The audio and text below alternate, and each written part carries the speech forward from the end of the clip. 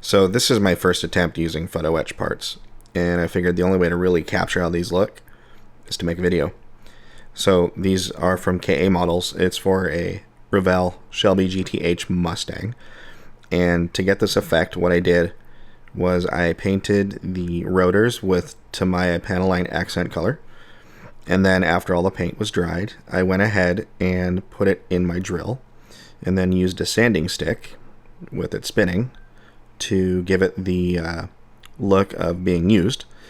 And then on the hat, I painted that metallic black. And then after that paint cured, I went ahead and ran it across the top of a sanding stick to expose all of the bolts. So all in all, I'm very pleased with this, and I cannot wait to see how this looks. And this is the model that it's going to be going into, and this is my work in progress currently. And the underside. I've been putting some time into this to get the details the way I want them. Can't wait to finish this one. Get it off the bench. Alright, till next time.